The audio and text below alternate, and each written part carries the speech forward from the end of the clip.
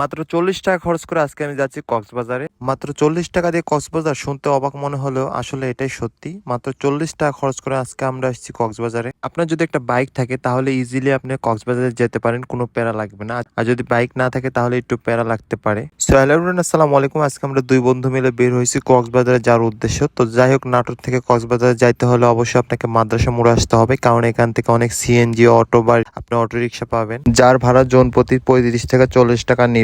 যাওয়ার সময় রাস্তার পাশ দিয়ে দেখা যাচ্ছে সুন্দর এই ডিসি পার্কটি, যেখানে আমি মাঝে মধ্যে আসি। ডিসি পার্কে যে প্রাকৃতিক সৌন্দর্য, এটা আপনাকে মুগ্ধ করবে। এখানে আসলে আপনার মনটা ভালো হয়ে যাবে। আজকে হচ্ছে শুক্রবার, অফ ডে, যার কারণে বের হওয়া, কারণ শুক্রবার ছাড়া তেমন একটা আমি সময় পাই না। সব থেকে বড় কথা, কয়েকদিন ধরে যে পরিমাণ বৃষ্টি হয়েছে, কক্সবাজারে প্রচুর পানি হয়েছে, যার কারণে ফেসবুক পুরো ভাইরাল, যে কক্সবাজারের ছবি সবাই যা তুলতেছে আর দিতেছে। যাক, যেটা দেখে আমার মাথা একবারে পুরাই নষ্ট হয়ে গেছে। এই জন্য তাড়াহুড়া করে ডিসিশন নেওয়া। দেখতে দেখতে অনেক দূরে চলে আসলাম। এটা হচ্ছে উত্তরা গণভবনের রাস্তা, সামনে হচ্ছে উত্তরা গণভবন বা দিঘাপতিয়ার রাজবাড়ি। শুক্রবারে এখানে প্রচুর পরিমাণে মানুষ হয়, কিন্তু বিকেল বেলা হয় বেশি। আমি হুট করে রিক্সা থেকে নেমে 2-3টা ছবি তুলে নিলাম, কারণ অনেকদিন পর আসলাম উত্তরা গণভবনের সামনে। নাটোরে বাড়ি হওয়ার সত্ত্বেও সচরাচর আসা হয় না। যাই হোক, সানগ্লাস পরে একটু ভাব টাপ নিয়ে কয়েকটা ছবি টবি তুলে আবার চলে আসলাম রিক্সাতে। আর এই রাস্তাটা এত পরিমাণ ভাঙা, যেটা বলার বাইরে। আপনারা যদি আসতে চান তাহলে অবশ্যই আপনার মাজাটা শক্ত করে নিয়ে আসবেন, না হলে কিন্তু আপনারা শেষ।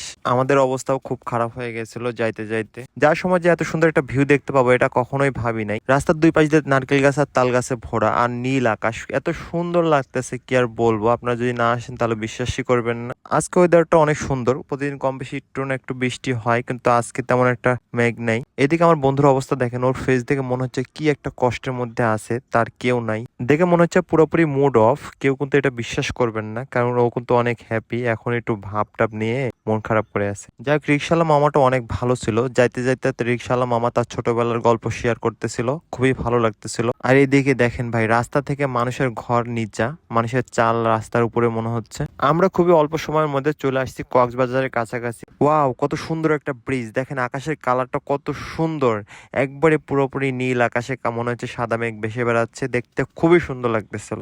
এখান থেকে সামান্য গেলে কক্সবাজার ভিউটা দেখতে পাবো। আমি খুবই এক্সাইটেড ছিলাম কেমন দেখতে হবে কক্সবাজারটা। যাই হোক, অনেকক্ষণ জার্নি করার পর চলে আসলাম অবশেষে মিনি কক্সবাজার পাটুলে। এটা হচ্ছে নাটোরের হালদি খোলাবাড়িয়া বিল। কিন্তু আমি বিশ্বাসই করতে পারতেছিলাম না যে এত পরিমাণ পানি হয়েছে, কারণ আমি কয়েকদিন আগে আসছিলাম, তেমন একটা পানি ছিল না, রাস্তাঘাট পুরোপুরি শুকনো ছিল। কিন্তু এখন পুরোপুরি রাস্তা ডুবে গেছে। আর এদিকে মিজানের অবস্থা, ও তো পানি দেখে পুরাই অবাক। মিজান আমার একটা পোস্ট নিল, খবরদার, ছবি তুলবি না, ছবি তুলবি না, ভালো ভালো পিকচার আমার বাসায় আছে।